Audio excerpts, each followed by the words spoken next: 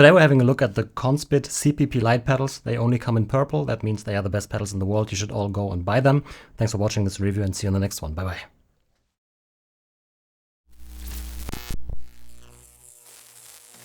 Okay, all kidding aside, Conspit CPP-Lite, affordable pedal set from Conspit. Relatively new company in the sim racing market, but they are pushing a lot into the market with a lot of products coming out soon. Today we're having a look at the CPP-Lite.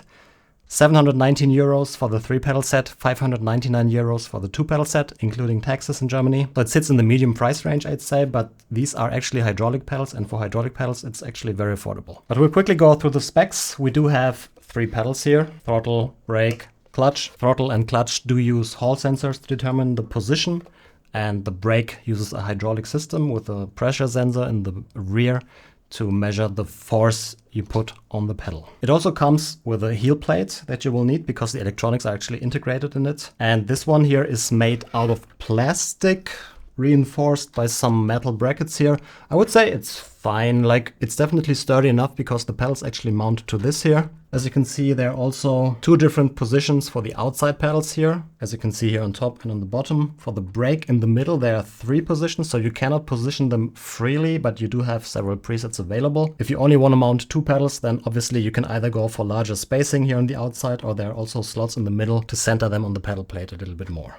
And we also have the electronics here in the bottom, very nicely embedded. The pedals connect directly here, and these are the connections for the motors. And yes, these pedals actually do have haptics integrated. So if we quickly have a look here at one of those things here. I've never taken it apart. I hope I won't break it. But here we go. You can see this is a little weight on the motor that will spin around, and that will create a vibration on the pedal. It works like vibration alerts on phones used to work. I think controllers use this kind of technology.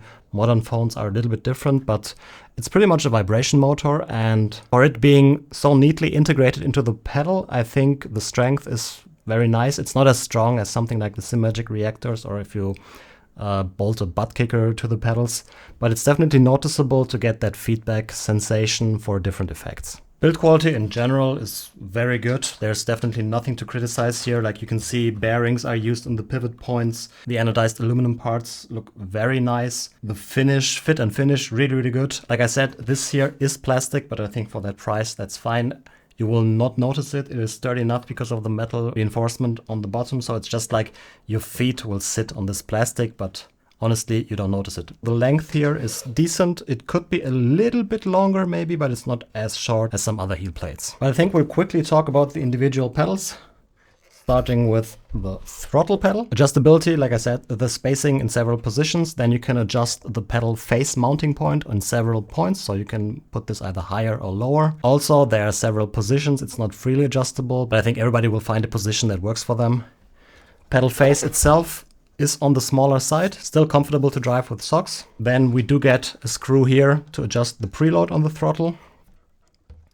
And you can also change this bolt here in several positions. It's actually very nice because it has these spring-loaded pins where it's very easy to change the position.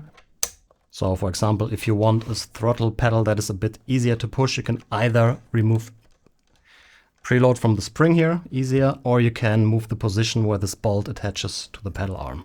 The higher it is, the stronger the throttle is, the lower, the weaker the throttle is. The adjustment range on the throttle is good. You can go from a relatively firm pedal to a very soft pedal. It is one of the most solid pedal sets that I've tried so far. Like there's zero play anywhere. It's definitely one of the sturdiest pedals. Then we'll turn the whole thing around and talk about the clutch briefly. Again, everything on bearings here, all the pivot points, super solid. There's a little construction here that makes the clutch feel like a clutch with a simulated bite point. You know my opinion on it. I kind of prefer a linear feeling clutch, but most people want something where you can feel a bite point. So I think this is done very well. Again, pedal face even smaller, but still very comfortable to drive with socks.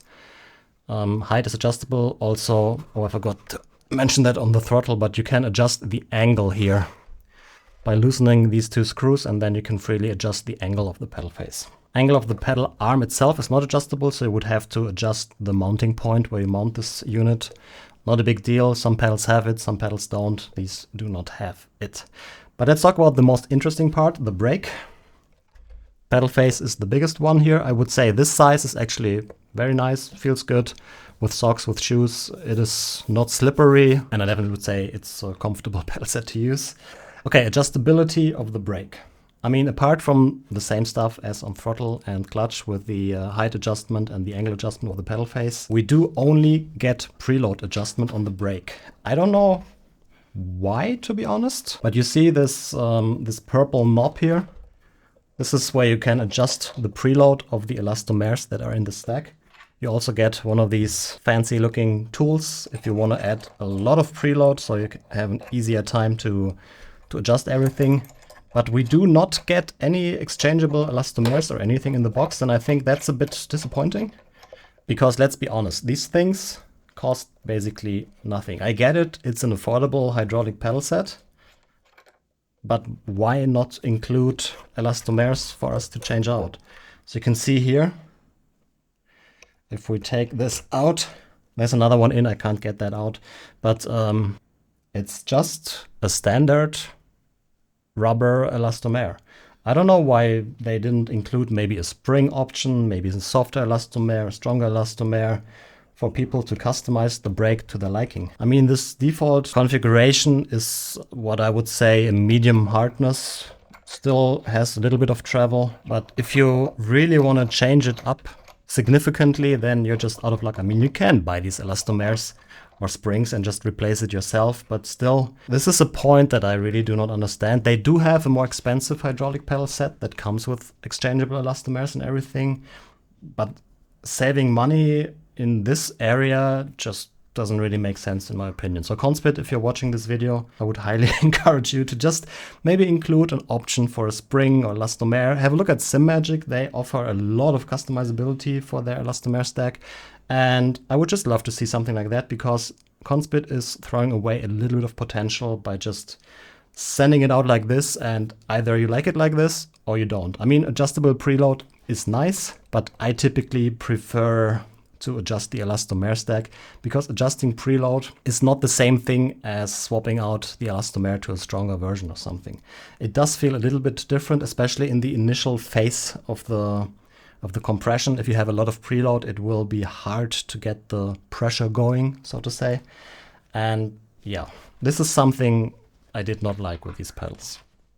Then if we look at the rear here, we have the pressure sensor that measures the pressure in this hydraulic chamber. So basically, if you push the pedal, you will compress, well, you don't compress the hydraulic fluid, but you will push the fluid out of this, I think it's the master cylinder, into the slave cylinder, and that will then compress the elastomers, and that leads to a rise of hydraulic pressure in this hydraulic system. Now you could ask yourself, why not just mount the elastomer directly on here and use the load cell? I don't think it makes a lot of sense to use a hydraulic system to then compress an elastomer, but it's also not like a downside or so. It just feels a little bit unnecessary. So maybe they can make a CPP ultralight or something, where instead of using a hydraulic system, they just use an inline load cell here, maybe one of those round ones, have the elastomer stacks in here, and maybe drop the price a little bit more. Because, like I said, build quality and everything is absolutely amazing on these pedals. It's just the customizability of the brake where I have a little bit of issues with. But I would say I don't want to bore you too much with specs and everything. We'll hop into the rig. I'll show you the software. There's a lot of neat stuff in the software that Conspit put in there, and we'll also drive for a little bit. All right, let's have a quick look at the software for the pedals. It's a pretty good software for pedals. A lot of stuff in there, like you have overlays to practice your launch. You have a telemetry overlay that looks a little bit like the typical telemetry overlays. It's done very well. Let's actually have this running. And we're not going to use the acceleration test because we are on the firmware that enables SimHub support for the pedals. And on that current firmware, I think this launch control thing is a bit broken. I'm sure it will be fixed eventually. So if you want to use the launch control, go to version 2.06. But I'm on the SimHub firmware. So yeah, pretty much just click on the pedals to get into the calibration menu. And this is done pretty nice. You have the 3 pedals here. Then if you click the throttle, for example, you can do the calibration. Very, very simple. Leave the pedal in the idle position, click min, then hold it in the maximum position, click max. I do have some slight, I don't want to say issues, but the throttle drifts a tiny bit in the idle position. So if I calibrate it here and then leave them running for 2 minutes, then I will get 2 or 3% of input, but not a big deal. You just increase the dead zone slightly here around the idle position and that problem is gone. Then here you have some presets for non-linear curves. I like to run the linear on the throttle with a bit of dead zone, but you can also move this with your mouse. There's at least in the UI some nice interpolation between the points, but yeah, this works very well for me. Then for the brake, same thing. We also get a real-time pressure reading of the pressure sensor. These are hydraulic pedals, so it's not measuring deflection in a load cell, it's measuring pressure in the hydraulic system. And here also, like, sometimes it switches between 1 and 2 bar, but again, make sure it's on 2 bar, click minimum, and then you have the minimum configured. For the maximum, like, let's say you want to configure it to 81 bar. I mean, I don't know what the maximum is. 104 no, 104 seems to be the limit here, which takes quite a bit of force, as you can tell from my voice probably. But I would probably run this at like 60 bar or so, click maximum, wait a bit, and then you configured the minimum to 2, which now is 0, and the maximum to 61. And then the same thing here, if you want to make it nonlinear, typically on a brake, I like to run a slightly logarithmic curve, so I would probably do this. Add a little bit of dead zone to the 0 position. Dead zone on the other end is pretty much unnecessary, because if I put this from 100 to 80, you can actually, yeah, you can go to 80-ish. All it pretty much does is reduce the maximum pressure that you need to reach the 100%. So dead zone on a brake at the upper end, not terribly useful, to be honest. Then same thing for the clutch. Yeah. Next thing, accessory settings. We are not going to use this. This is the Haptics. We are going to use SimHub for that. One thing that is really important, make sure you select all these channels and make sure you have one of the 4 modes here selected. So TC, ABS, wheel slip, or wheel lock. It will not do anything, but if you don't have that enabled, it will not work in SimHub. So I just set it all to TC. It doesn't do anything. It's just basically to tell the pedals, listen to SimHub. All right, the next thing, launch control, is actually a feature that basically gives you a perfect automated launch. Thing is, iRacing changed the rules and they said it's not fine anymore. Last season they said it's fine. This season they say it's not fine anymore. As you can also see here, launch control function will be automatically disabled when iRacing sim starts. So yeah, what it does is you have a hotkey, you have the clutch, and basically go to 100%, hold the hotkey, and then once you drop the clutch, it will drop from 100% not to 0. It will drop from 100% to 51%. Then within 2 seconds, it will reduce it to 25, and then will reduce it in a very short time from the 25 to 0 or something. It is a gray area. On iRacing, it's disabled. I mainly do iRacing. I don't do any other sim that has standing starts, so I haven't played with the feature a lot. I tested it out last season. It can give you a competitive advantage, but it's not much better than what a dual clutch can do. Fun fact, the same feature is actually also embedded in the GSI firmware. I don't know if anybody ever found it. It's a little hidden. We didn't decide to release it because of, well, gray area. Maybe not do it, but it's in there. Yeah, motorsport is always about exploring the rules. The rules have been clarified on iRacing, so they actually disabled it for iRacing. I think that's fair, but it's cool to see manufacturers pushing these limits, not only in hardware, but also in software. Then the last thing, firmware update. I mean, firmware update, what can you say? Then if we go to SimHub, you want to go to the shake it motors on the left side here, then go to motor output, and you see in SimHub 9.2.7 or newer versions, there's the Conspit CPP-Lite Pedals, so just turn this on. In my case, throttle and clutch was inverted, so I just renamed it, not a big deal. You can test stuff here. This is the clutch now, the brake, throttle. Here you can basically set which effect goes to which pedal. So for example, ABS I want to have on the brake, then wheel lock also on the brake, wheel slip, whether this is really useful. Not on the clutch actually, on the throttle.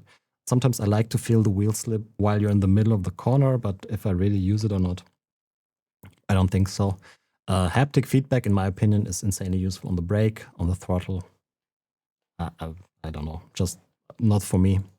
And then if you go to the effects profile tab here, you can test the different effects. So ABS, for example, in this case here, or wheel lock. Same thing as with other pedals, like if you set it to mono, even though it is mono, it will not work anymore. So just leave it on corners. And then you can feel the wheel lock, wheel slip is disabled here now. If I enable it, I can now feel it on the, can you hear it? It is pretty audible. I can feel it on the throttle now, but let's leave it on. We'll hop into a session, talk a little bit about the pedals, and if it's super annoying, I'll just turn it off. All right, here we are on iRacing. Let's say we'll just drive out of the pits. I can already feel the wheel flip effect. It's also doing something while in the pit limiter on the throttle pedal. Let's see how noticeable the throttle effect actually is on the brake, because with those vibration, it's pretty well isolated. Not like on the P1 sim pedals, for example. And yeah, I mean, it is a rumble type effect. It is a bit stronger than on the P1 pedals. I would say overall, it feels better, the rumble, compared to the P1. It doesn't feel as good as something like the Simagic stuff or even the Simicube. But it's good enough to feel what the car is doing. Actually, this wheel slip or whatever I put on there, on the throttle, doesn't feel too bad. It's probably something that I would consider putting on the throttle pedal. You can basically feel when the car starts understeering, oversteering. On the throttle then, whether it's super useful or not, I don't know. Always play with the settings, see what you like best. I always say that in every video. It gets old, I know, but it's just true. The treble is medium to low. Probably more like medium. It's always so hard to say. Like, I should probably like create something to be able to accurately measure this stuff, because I mean, then still in the end it doesn't probably tell you anything if I say you, hey, this has 37.3 millimeters of treble. There are definitely pedals out there with way more treble. There are pedals out there with less treble. It's probably on the mid to lower end of treble, I would say. Then the clutch has a nice bite point feel. No idea if it's realistic, but roughly here you can see how the spring gets pushed up. And I don't know, feels good. But again, I'm not an expert when it comes to clutch.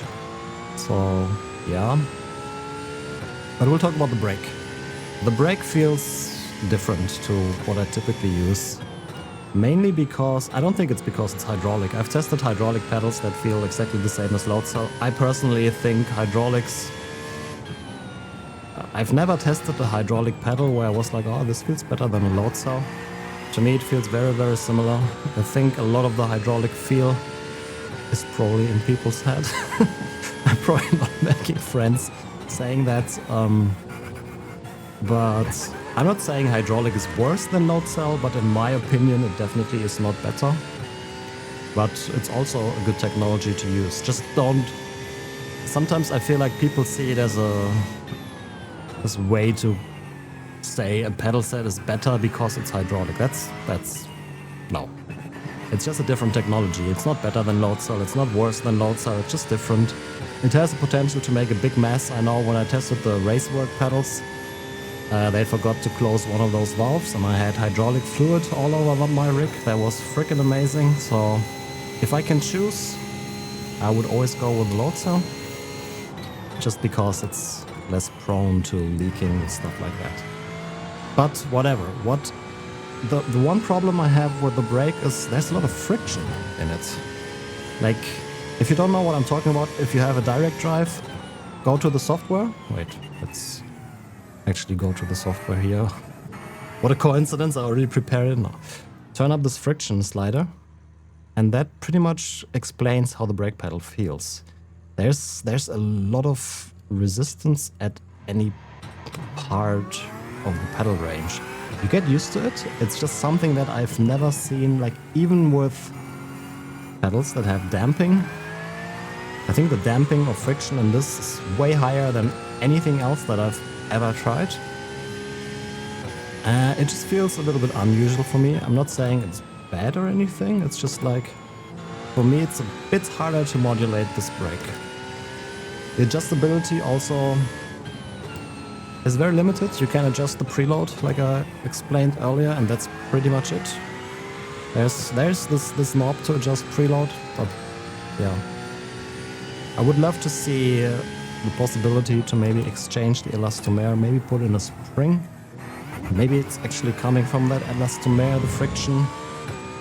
It's just something that I would love to dial out on these pedals, but didn't manage to do so. So if you want a super responsive brake, that I think people that want springs on their brake pedals, like people that don't like this slightly damped feel that a rubber or a damper gives you, people like that will not like these pedals, because it's one of those pedals with the most amount of damping or friction that I have ever tested. People that like this will probably love these pedals. I'm not exactly somebody that loves a lot of damping on the brake. I mean, this is a bit too much for me, but still, it feels good. Like, the trail off is easy. If I use these pedals for a few months, I'm sure I would just get used fine to the friction. But hopping between different pedal sets, this is just something that caught my attention. And especially when trailing off the brake, sometimes I feel like the friction makes it hard to get a very, like this was fine now, but sometimes I create these steps in there because I feel like the friction actually is too much. But yeah, we talked a lot about friction. Overall, these pedals are nice. The brake feels good. I can't tell you that it has a hydraulic feel to it. I mean, maybe this friction actually is the hydraulic feel, but then I don't know. But overall, they feel good. Maximum pressure is more than good enough. 104 bar, we saw it earlier. I don't know to what kilogram brake pressure this actually translates. It's super strong. Pedal faces are a little small, but still comfortable. If you drive with shoes, it's no big deal at all. Especially people that drive with socks like me, sometimes it's nice to have slightly bigger pedal faces. But this is still okay. I love the finish, like the purple. I mean, you know it by now. Just send me stuff that is purple, I will immediately like it. No, but overall, it's a good pedal set. It is not the all-rounder. It is a very specific feeling brake. I hope I managed to explain how it feels in a good way. If you like that, I can highly recommend to get these pedals. If you want something that is super responsive and fast on the brake, I would not get these pedals. But yeah, I think that's it from the rig. And we'll go back to the desk for the conclusion. Alright, so to sum it up, really good pedals. Insanely good build quality. They are purple, so that's definitely 2 plus points. The only thing that did not work too well for me is the hydraulic system here with the crazy amount of damping. My theory is that it comes from the amount of preload that is always on there. Even if you unscrew the screw completely, there's still, it feels like this black screw is still adding preload to the system. Again, I think these problems would be solved completely if Conspit would maybe provide a softer elastomere or maybe a spring option. But if you like a brake and you don't mind a brake with a lot of damping feel on them, then this is an excellent option to consider. I think the price point is very fair. They could probably sell these pedals for more. I don't want to give them ideas, but The build quality does not look like a 700 euro pedal set, let's put it like that. But yeah, I mean, I could now talk about the competition and everything, but there are so many pedal sets these days.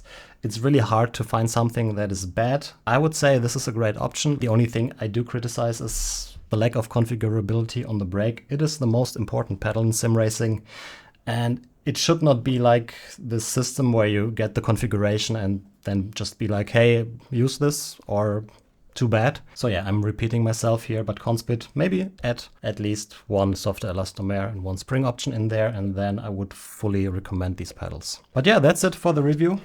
I hope you found it helpful. If not, let me know in the comments down below why. If you liked it, hit the thumbs up, subscribe to the channel, and I hope to see you all in the next one. Bye bye.